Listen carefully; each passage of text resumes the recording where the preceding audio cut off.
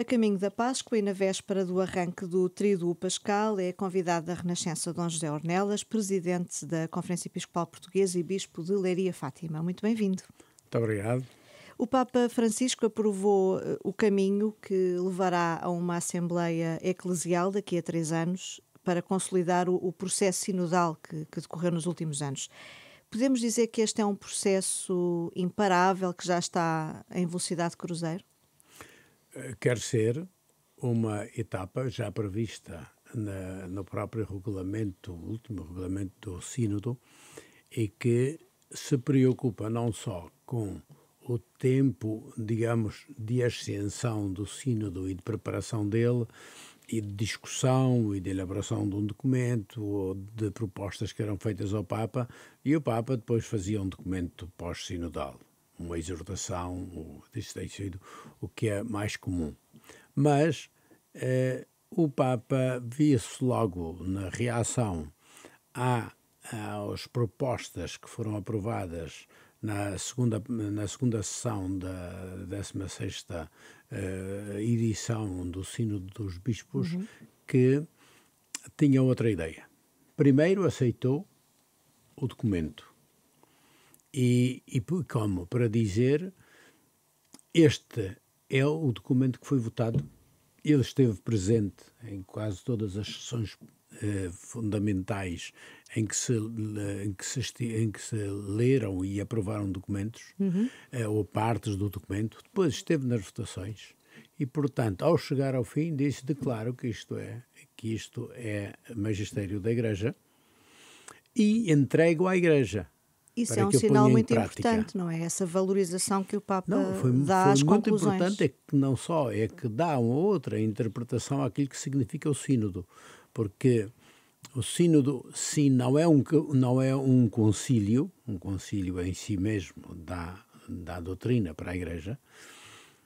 Os sínodos, a doutrina é feita, pois pela exortação, era feita tradicionalmente pela exortação pós-sinodal. O que o Papa está a dizer, está a dar uma outra consistência ao sínodo, que alguns dizem que há o sínodo contínuo da Igreja, como tem algumas igrejas ortodoxas, mas não chegou a dizer isso, mas dá-lhe uma outra consistência ao sínodo. E declara o sínodo, este sínodo, concretamente, e aquilo que foi votado pelos padres, madres, leigos e leigas sinodais, dá-lhe uma consistência nova no pensar a Igreja, no ordenar a Igreja e no magistério da Igreja. Sr. Dom José, neste processo sinodal, há duas questões que de alguma forma têm despertado mais opiniões, têm despertado, digamos, também mais interesse. Por um lado, a questão da ordenação de mulheres e também a possibilidade dos padres casarem. São possibilidades que continuam a ser estudadas, não é? Acredita que acabarão por avançar ou é prematuro? Eu só gostaria de terminar ainda a questão anterior, porque é o seguinte: o que é que significa isto que agora esta fase? Esta fase é de absoluta coerência com aquilo que se disse até aqui. Isto é, o Papa entrega isto à Igreja, porque isto não é simplesmente um documento de estudo, um documento magisterial, mas é um documento prático. O tom deste sínodo foi sempre um sínodo de procurar caminhos novos para a Igreja. Por isso falou-se de processo sinodal, falou-se de caminho sinodal, falou-se muito de sinodalidade e de corresponsabilidade dentro da Igreja. E não serve de nada um documento, se fosse simplesmente para ser um documento para citar como doutrina da Igreja. Esta foi a primeira coisa que o Papa fez. É doutrina da Igreja. Mas depois é uma doutrina que tem de ser absorvida e inserida no caminho, na própria vida da Igreja. Porque senão pode acontecer que, como tantos aspectos do Concílio Vaticano II, que nunca chegaram a ser propriamente implementados dentro da Igreja. Portanto, este que se quer evitar é que este acompanhamento da forma como a Igreja está a receber a doutrina do sínodo e está a implementar, a pô-la dentro da Igreja. E agora Fala-me então um bocadinho deste processo contínuo. Exatamente, como é que essas questões concretas, e não são só essas, mas essas nunca foram tiradas de cima da mesa do sínodo, também nas discussões. Só que, e também acho que é uma questão de coerência, não era o lugar neste sínodo para discutir qualquer destas questões, mas o que o sínodo fez foi criar um novo contexto em que essas discussões têm de ser E este caminho de 3 anos poderá levar a que se discuta melhor estas questões? Pode ser um tipo de um outro sínodo, mas com esse tema, porque mesmo agora, nas 10 comissões pós-sinodais que estão já constituídas e estão a trabalhar, fui alargado um bocadinho também até o fim do ano, provavelmente para a entrega de todas. Algumas vão manter-se até outubro, mas outras serão mais tarde. Eu pertenço a uma dessas. Mas significa que temas concretos de sinodalidade, como esse, também também a questão do diaconado feminino, ou eventualmente ordenações, etc. Nada disso foi tirado de cima da mesa, só que isso tem de ser objeto de uma reflexão nova dentro deste tipo de modo de ser igreja que este sínodo instituiu, que há a corresponsabilidade dos fiéis e a escuta da igreja. Temos uma nova metodologia também para tratar esses temas. Não foram nem escamoteados, nem esquecidos, mas criou-se foi o contexto em que eles podem ser corretamente refletidos, sondados e analisados, porque se qualquer afirmação que este sínodo tivesse feito sobre este assunto, qualquer destes e outros assuntos, seria, acho que um bocado temerária, sem ter tido um estudo muito claro e um contexto sinodal de reflexão. Mas não se pode estar a estudar constantemente, não é? Mas é por isso mesmo. Tem que haver um limite. Estes grupos também não vão ser a última etapa, são só um lançamento das questões e do contexto em que elas podem, de facto, ser tratadas. Este novo modo de ser igreja já é visível em Portugal, ou seja, o processo sinodal já provocou mudanças. Qual é a sua opinião? Como é que isto tudo correu, o processo? Olha, o processo do sínodo como tal, vamos lá ver. Da participação na fase de consulta. Já desde a participação se foi construindo essa igreja sinodal. E, de facto, as pessoas despertaram, grupos de pessoas que despertaram para isso e para uma nova capacidade e vontade de expressão dentro da igreja. Isto só a nível daquilo que se tem feito até aqui. Portanto, a corresponsabilidade dentro da igreja não é que estava completamente fora da nossa igreja. Nós temos aquilo que nós temos e onde funcionavam os conselhos paroquiais, a corresponsabilidade. Vejam campos como a catequese, como os jovens, onde a maioria são leigos que já estão mais envolvidos, estão envolvidos nisto. E as Jornadas Mundiais da Juventude foram também uma coisa dessas. Acho que há muito que fazer também aí, mas não estamos longe, não estamos completamente ausentes desse mundo. Mas é evidente que há passos muito importantes a dar. E estão a ser pensados, nomeadamente pela Conferência Episcopal? Primeiro, na tomada de consciência. É preciso saber, também ter em conta que não foi a maioria dos cristãos que participou no processo sinodal. O envolvimento das comunidades é muito importante agora. Mas houve um grupo, e sobretudo o grupo de pessoas, pelo menos da minha experiência, que começou aqui na Diocese de Setúbal e depois continuou em Leiria Fátima na segunda parte, foi quando eu fui para Leiria, mas isto significa também que muitas destas pessoas, que eram sobretudo os mais empenhados na igreja, ganharam outra consciência e ganharam outra vontade e participam de outro modo. E isso é positivo. Isso é Ou muito seja, não se positivo. pode esperar que as Não, isto não iniciativas vai tudo- partam apenas da hierarquia, não é? Não. Isso tem de ser. Aliás, do outro ponto de vista também, a própria equipa sinodal a nível nacional da Conferência Episcopal Portuguesa, que reuniu as equipas onde já compostas por pessoas, a maioria leigos, dentro das dioceses, e esta equipa sinodal também a nível nacional são fruto disso.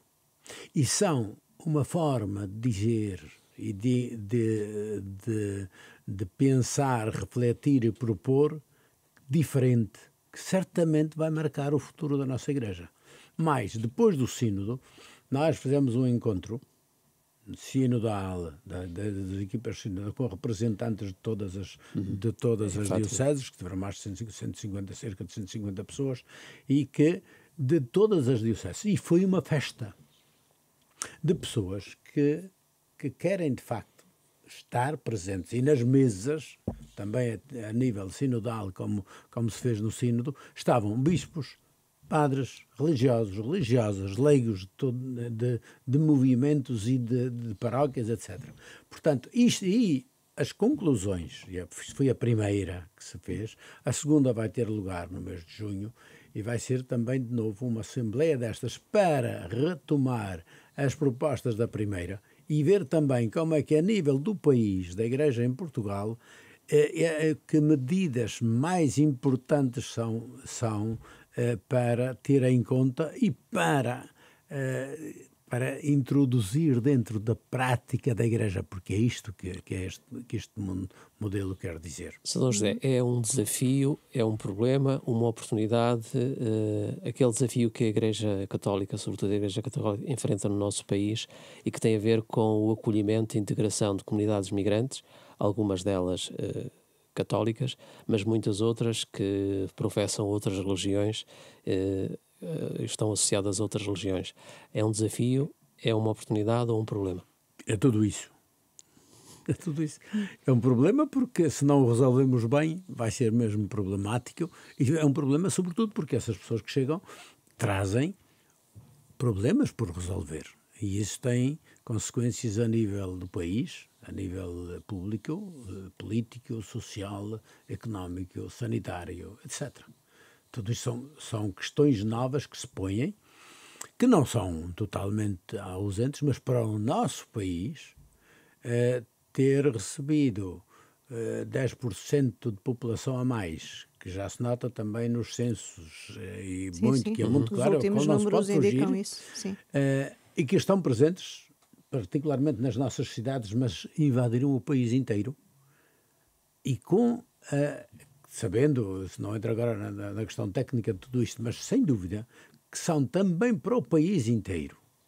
São oportunidades, são um colmatar também de necessidades para ir ao encontro da nossa pobreza em termos de natalidade, são oportunidades novas de abertura. E também muitas delas precisam de ser protegidas, não é? Não, pessoal, temos de ter um sistema de justiça. Não é proteger porque são uns coitadinhos. É como aconteceu com os nossos imigrantes que saíram para fora. Vejam que os nossos imigrantes que foram para fora eram pessoas super capazes. E é precisamente porque tinham coragem de vida e de inteligência para isso que se adaptaram a novas culturas. Nós temos de perceber que estas pessoas que vêm para aqui, também que estão entrando no nosso país, são desta natureza. Pessoas que têm coragem, sentem necessidade, sentem premência de... Mas vejam, e agora já não são só pessoas de baixa cultura que chegam. Nós mais à frente vamos falar da crise política e das eleições, mas este tema em particular da imigração deveria ser alvo de atenção particular por parte de todos os partidos políticos. Tem de ser dos partidos, tem de ser de toda a sociedade. E quem não tiver isso em conta está perdendo oportunidades e está criando problemas para o futuro. Porque depois vamos ter um ricochete de toda esta problemática. Para nós, a Igreja, é importantíssimo. Quer dizer, nós ficamos neste cantinho da Europa, do ponto de vista religioso, muito à sombra da Igreja Católica, e isso não é um mal. é a nossa história, é a nossa identidade, etc. Mas também, ao contrário daquilo que se passou nos outros países da Europa, particularmente no norte da Europa, mesmo o diálogo o ecuménico entre diversas igrejas, aqui passou-nos muito ao lado. E essa riqueza também do diálogo ecuménico, de conviver com aquele que é diferente, mas que partilha grande parte da minha fé, é muito importante.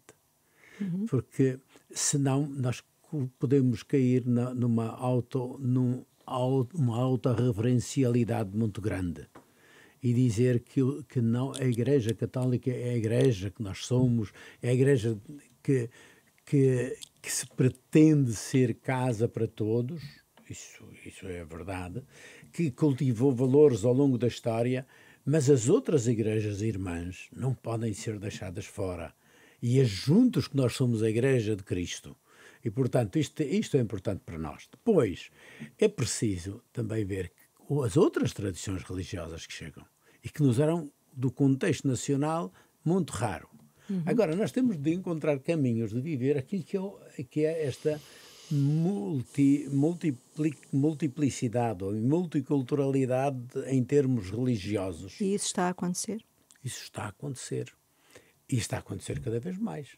E se nós não encontrarmos uma forma de diálogo e de confrontação real, honesta, para construirmos um mundo diferente e integrado de todas estas pessoas, onde vivamos em paz, e procuremos cada um com a riqueza religiosa que traz contribuir para o bem deste país, vamos ter a confrontação e conflitualidade. E isso, já vimos bem o que é que isso dá para aí fora. Os cristãos acompanharam e acompanham com particular preocupação o momento de fragilidade do Papa Francisco, e nomeadamente o internamento que teve recentemente. Também houve quem usasse essa fragilidade para pôr em causa o próprio processo sinodal, por exemplo.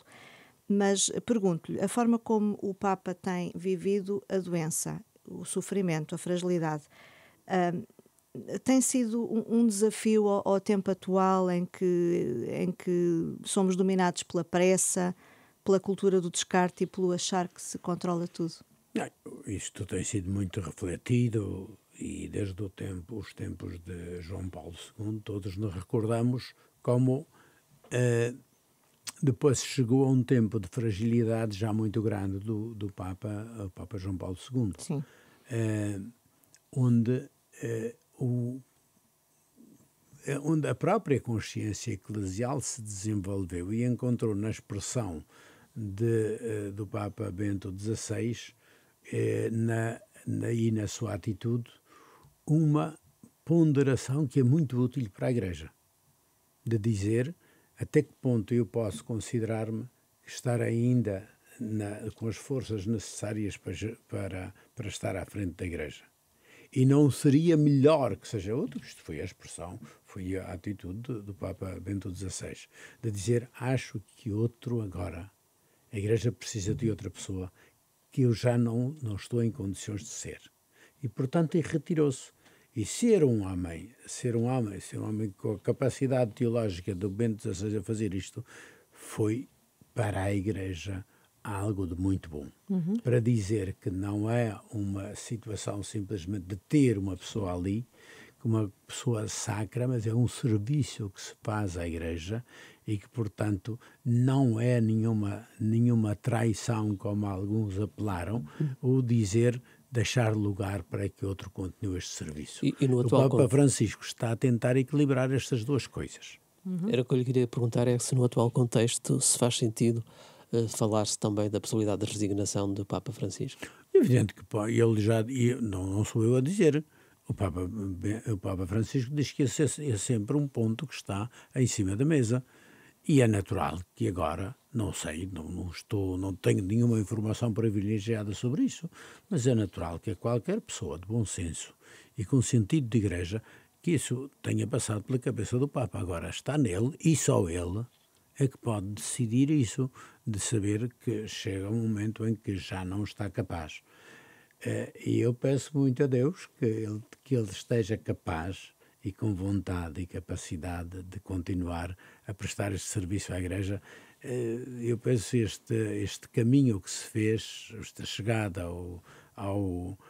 mesmo também no ano santo que estamos a viver, este abrir perspectivas à Igreja, que depois será para quem vier a seguir a ele. Eu não sei isso agora, não faço eu ponderações nem prognósticos, mas digo só aquilo que tenho ouvido dele. Que acho que enquanto ele, quando estava muito mal do joelho, dizia que não governava a Igreja com o joelho, mas que achava que tinha capacidade para isso. Durante a própria hospitalização, ele tomou decisões importantes para a Igreja, como esta aqui da continuação do Sínodo, e foi em perfeita consciência que tem, e acho que a Igreja tem confiança no Papa sobre isso, e muita estima e muito carinho pelo trabalho que está a fazer. A Igreja vive um jubileu dedicado à esperança. Pergunto-lhe, Dom José, se é possível termos esperança num mundo marcado por tantos conflitos e ameaças como o atual. Eu acho que não só é possível, é absolutamente necessário. E é sobretudo em momentos desses que é necessário ter esperança. Só que não é uma esperança sentada à espera que as coisas cheguem e aconteçam. É preciso ajudar a acontecê-las. E isso depende de todos nós. Agora, o mundo que nós temos, e particularmente as convulsões dos últimos anos, em termos bélicos e agora em termos económicos e em termos políticos, são muito sérias. E só duas coisas que me parecem importantes, para que nós tenhamos importância, nós tenhamos esperança e sejamos fundamentadores de esperança, é preciso que estejamos de pé, porque não vale adormecer, não se pode adormecer neste momento. Quando a gente ouve concretamente dizer, veja que a America First não é a mesma expressão de Deutschland über alles. Isto é a mesma coisa. Quer dizer, os outros todos passam para segundo plano e só têm lugar no mundo depois de nós. Dizer que nós que estamos, que não só somos nós que ditamos o mundo, mas... Está já a fazer referência à atitude da nova administração dos Estados Unidos. Claro, mas é que é preciso... Está-se a criar uma espécie de nova ordem mundial, não é? Não, isso não é uma ordem. Estamos a acabar com a ordem mundial e com a capacidade de todos. É que depois o outro que vem a seguir, e que é muito perigoso, é a questão de dizer: a mim serve-me a Groenlândia, a mim serve-me o Canadá como uma coisa. Isto não pode ser. Isto é o Lebensraum, o espaço vital do Hitler. E isto tem de ser tomado a sério. Agora, nós não vamos, eu não estou a propor um conflito com a América. Mas acho que é importante que a mentalidade e a cultura deste mundo, que a gente se levante. Mas então é preciso uma Europa que enfrente a administração Trump? Não é enfrentar, é procurar juntos a paz, é procurar juntos caminhos, mas nunca ceder à injustiça, nunca ceder ao autoritarismo, nunca ceder àquilo que põe em causa o direito e a justiça, porque depois quem vai pagar isto é o mundo inteiro e particularmente os mais frágeis. Então esta nova ameaça é precisamente aquilo que estava a dizer, de uma espécie de novo nazismo? A teoria que está por trás disto não me deixa nada tranquilo. Aliás, isso tem saído em tantas análises deste tipo. Se nós queremos uma ordem nova e se nós queremos ter esperança, temos de lutar por ela, lutar no bom sentido, lutar pela paz, lutar pela justiça, lutar pelo direito e pela dignidade de todas as pessoas. E é possível fazer isso sem haver uma nova corrida ao armamento, como está a acontecer?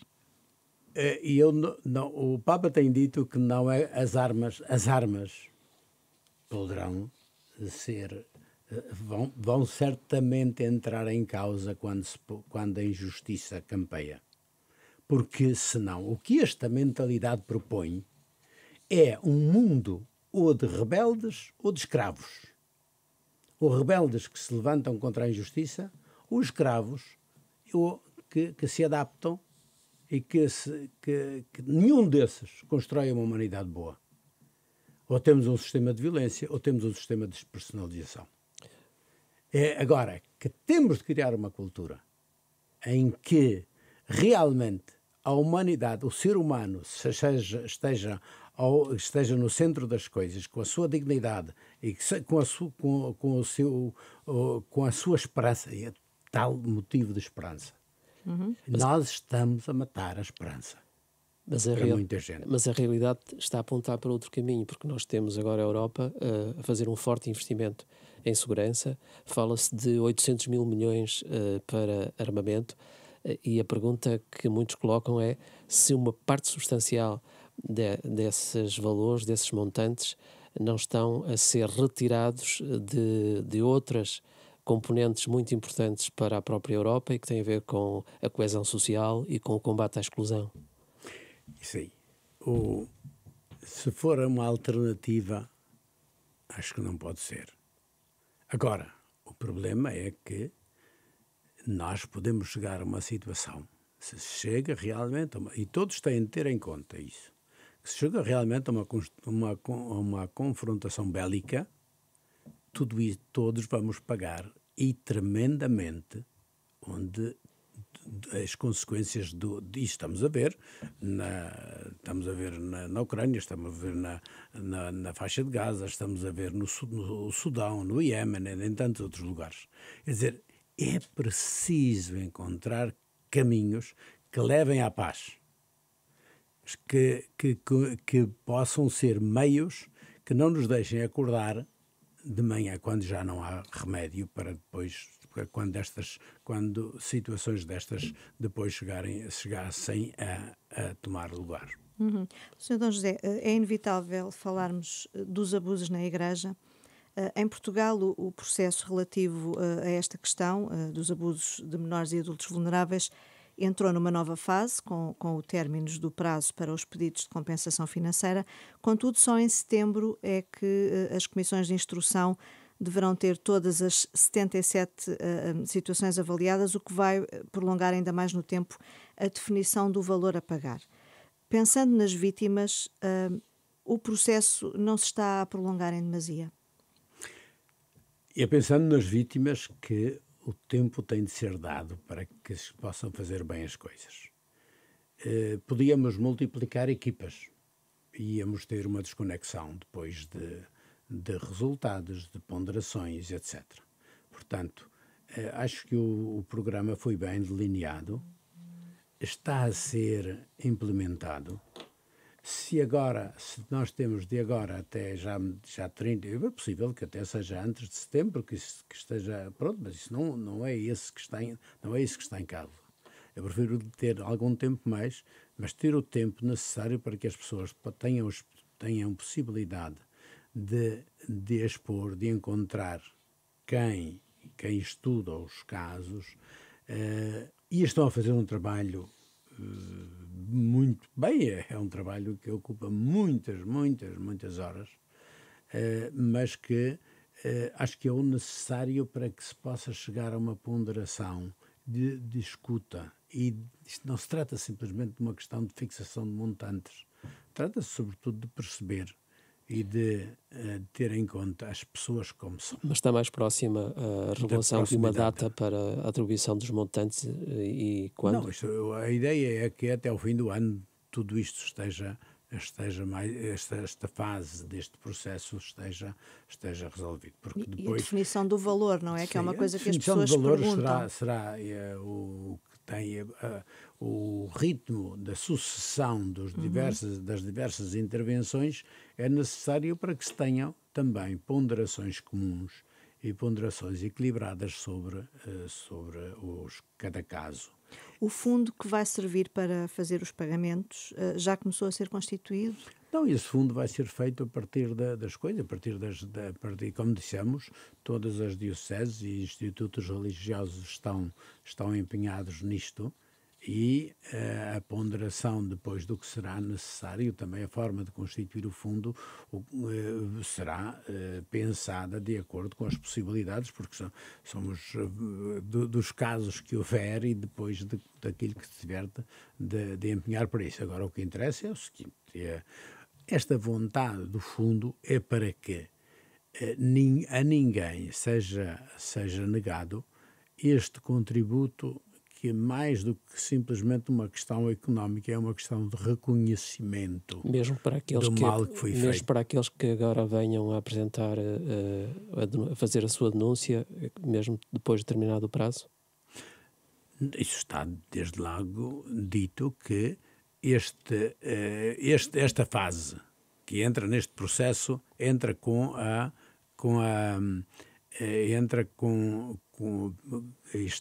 vai estar concluída, espero, até o fim deste ano.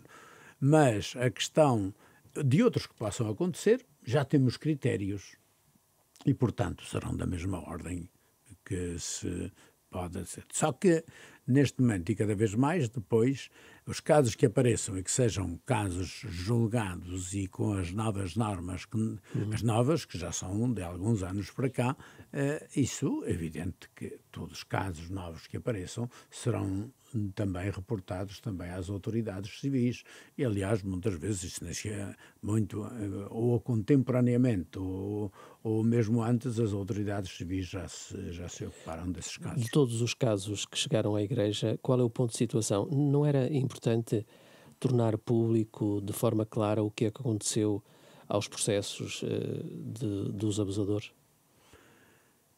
Todos esses processos os processos que estão em causa, muitos deles estão ainda alguns deles estão ainda em ponderação. A maioria deles são casos de pessoas já falecidas, por parte dos abusadores. E, portanto, o que a gente pode dizer é a finalização em termos deste ir ao encontro, também com uma reparação que ajude à recuperação das próprias pessoas.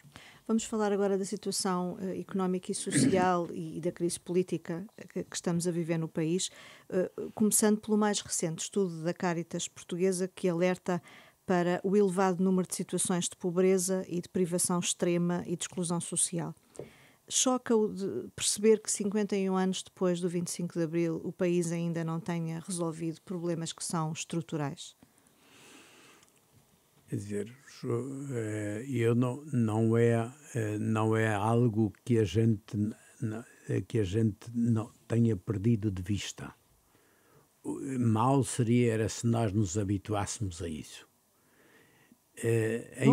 A Igreja, em particular, e as suas instituições sociais têm sido uma voz muito constante e é isso que eu nestes digo, alertas. Mesmo chegar a isto significa que a gente não pode adormecer sobre estas realidades.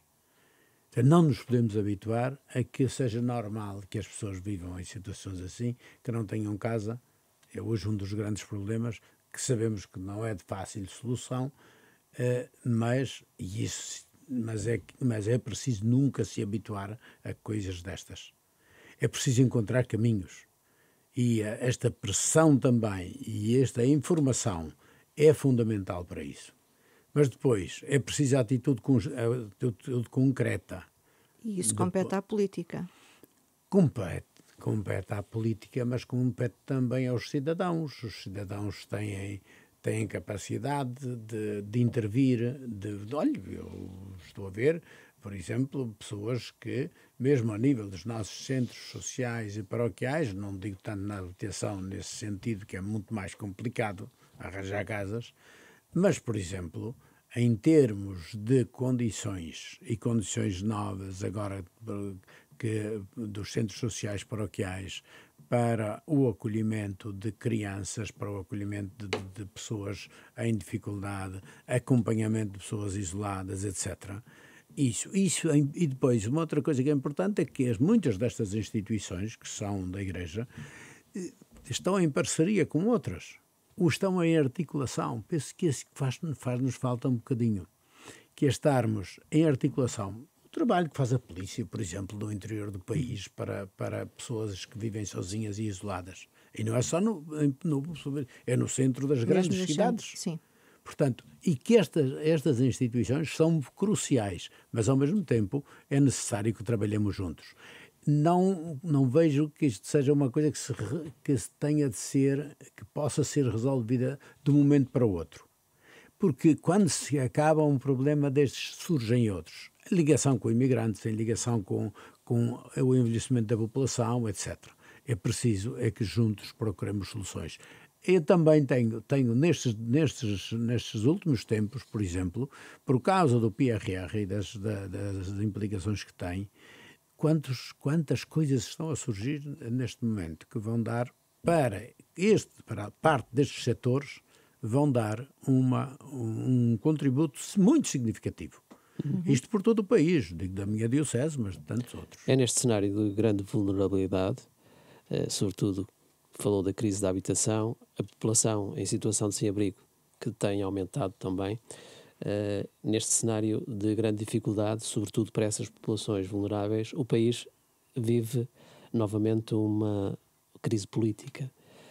Em sua opinião, qual deve ser a prioridade neste momento? Olha, eu acho que a prioridade, antes de mais, é encontrar um novo governo, uma vez que este caiu. E, portanto, mas encontrar um governo em que realmente possa ser objeto... É preciso uma solução estável e as sondagens apontam para mas resultados idênticos aos de há um ano. Sim, mas as nossas estabilidades também, nós temos visto que há estabilidades que são contratualizadas e não... mesmo numa época de maior dispersão pelos partidos, eu acho que é possível, sobretudo dar a prioridade aos interesses do país, e o que não é possível fazer totalmente, cada partido tem o seu programa eleitoral, mais do que justo e necessário para o sistema democrático. Mas acho que depois tem de se encontrar a capacidade de negociar para encontrar denominadores comuns que possam servir o país neste momento e com realismo para fazê-lo durar. Mas as sondagens apontam para um resultado idêntico ao de há um ano, com grande instabilidade. Que conselho, que apelo faria? O conselho que neste momento me parece que é fundamental é dizer que ninguém se abstenha. Vamos votar, porque isto depois é a única credibilidade que pode ter depois qualquer opinião que nós demos. Eu colaborei. Eu não fiquei sentado a ver o que os outros decidiam. Eu colaborei com o meu voto. E é preciso também um maior envolvimento. É aquilo que nós dizemos sempre, que acho que isto é a tal coisa de saber criar esperança. E a esperança, em democracia, é um momento de esperança, é um momento do voto, é um momento de esperança. E, portanto, cada um, respeitando todo o leque de opções que temos, mas é importante, sobretudo, participar. E participar em consciência e pensando, cada eleitor também pensar no bem do país e não simplesmente naquilo que sempre foi a minha maneira de votar ou não. Mas pensar no que é que o país hoje precisa. E nesse sentido também um maior envolvimento dos cristãos na política.